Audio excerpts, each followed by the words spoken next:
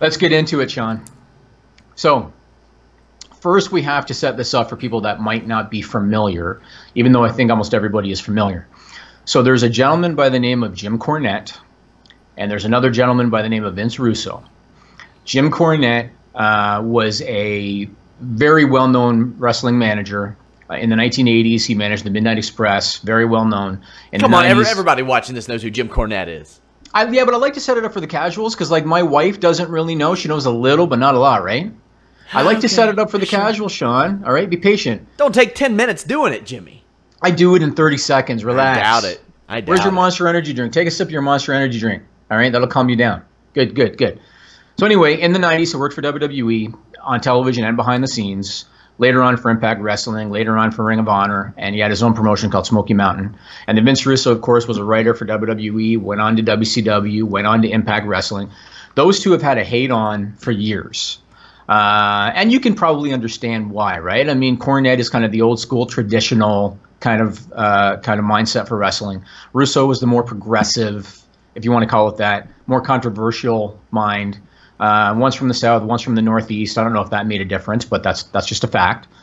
And the irony is the one from the South is the hardcore Democrat. The one from the North is pretty conservative. Right. Oh, the irony. Cornette is without question the catalyst in this feud because he's the one that's been the most vocal. And if you go on YouTube and if you do a search for Jim Cornette, Vince Russo, there's all kinds of like podcast clips and some Comic-Con type things where Cornette did the speech or whatever, where he talks a lot of shit about Vince Russo. And Russo has said some things about Cornette too. This came out recently again because Cornette did an episode of Table for Three for the WWE Network alongside Michael Hayes and Eric Bischoff. And Cornette went off about Russo because Eric Bischoff also doesn't care much for Vince Russo from their time together in WCW and in Impact, I guess. Russo then responded to the Table for Three segment by cutting a supposed apology on YouTube to Jim Cornette that wasn't really an apology because he was shitting on Jim Cornette. He swerved him.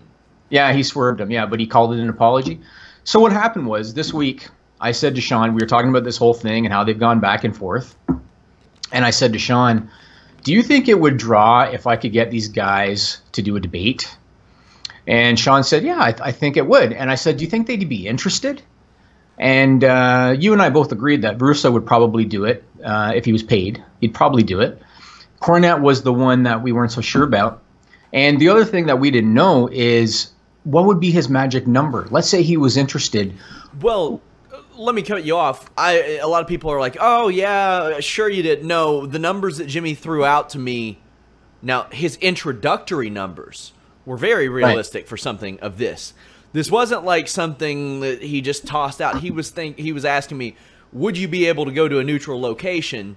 Would you be able to moderate this? How would we distribute it? How would we get it out there? Like, this was a real conversation. Yeah, this was real. This was like not just some, oh, we're going to offer CM Punk $1 million to do our tournament that's going to get canceled. And it was a very good possibility because Jim Cornette lives in Louisville. Right now, Vince Russo lives in Indiana. I've heard somebody posted on our forum saying he might be moving back to Colorado. I don't know anything about that. So that's a very realistic thing. That's a Monday afternoon trip for me. I can do that, no problem. Yeah. And I do know that Sean Oliver has made this offer before of kayfabe commentaries, and Cornette turned him down. But, you know, since then, I mean, Jim Cornette Vince Russo is his content, by and large. And again, I didn't want to be offensive to anybody or insulting in terms of the price. I didn't know where to start. But this was legitimate, and I even said to Sean, I said, what would be his magic number? Do you think it'd be $5 grand? Do you think it'd be 10 grand? Do you think it'd be more than 10 grand? We didn't know. The only way to know was to hit him up.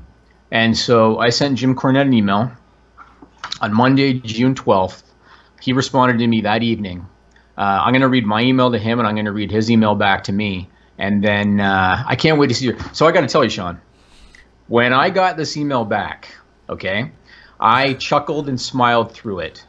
I don't know if everybody would have chuckled and smiled if they got an email like this. And I tease you. Oh, no. I tease you about your sensitivity because you are hypersensitive, right? So I tease you about your sensitivity. I don't know if you would have smiled and chuckled if you got an email. I probably like would this. have coming from Jim Cornette if it was what I think it was in response to this. But I thought it was funny, and I'm not offended at all. I'll say this: So, the few times I've interacted with Jim Cornette, I've met him. And it was very nice to me in person. Right. So I don't know if a lot of this is persona or what, but we'll get into that, how I feel about that, how you feel about that. Let's hear it. Okay, so I'm going to read my email to him first because I want to make sure that nothing is taken out of context. So here's my email to him first. And I kept it pretty short. So first I say, "Hi, Jim. My name is James Vanderlinden. I own a wrestling/MMA site called Fightful.com, and I do a podcast on Wednesdays under the alias Jimmy Van." That's my intro. Nice and simple, right? I don't think it's arrogant. I don't think it was pompous. It was pretty cordial. Don't you agree? Yeah, I do. Then I get to the matter. I said, "This rivalry with you and Vince Russo continues to pique the interest of online wrestling fans, and so I was wondering if you would consider doing a live debate with him if it was a paid booking. Not sure what the magic number would be for you. Would it be $5,000? Would it be $10,000? But I'm open to it if you are. I'd bring you guys together, nothing physical, of course, just a verbal debate, and stream it. Let me know your thoughts. If this is of zero interest to you, then I understand." That was it, right? Yeah. Again, not pompous, not rude, right? It's cordial. Basically not how you speak to me on a daily basis. Yeah, it's not how I did not call him fucko. That didn't happen. Didn't happen. Something tells me that he may have called you that. I didn't say, "Sean," I didn't say, "Jim, how's your mother?" You know, it was nothing like that. It was nice and cordial. He responded, and here's what he said. He said, and there was no hi, Jimmy, hi, nothing like that. He said, "I really was just going to delete this, but I stopped because I had to tell you what a raving fucking lunatic you must be to think that I would work with, cooperate with, or tolerate the existence of in any way that miserable fucking piece of shit for $1 million, much less 5 or 10K. Not only do I have zero interest, but you have to be out of your flippin' mind to think that I will have anything to do with him unless it's standing over him with a bat, bashing his fucking brains into grape jelly. Fuck you for even writing this to me." And that was it. That was it. So he actually told me, "Fuck you for even writing this to me," and called me a raving fucking lunatic. Now, So I have to say here, okay? I have never met Jim Cornette. I've never met Jim Cornette. We have never corresponded before. He doesn't know me, and I don't know him. Fucking jelly. Fucking jelly. So that email that I sent him that I thought was cordial and polite, that was his response, okay? That was his response. So I guess the bad news is, and as you can see, I'm able to smile through it, and I'm not offended. I think it's funny. The bad news is he's not going to do the debate, Sean.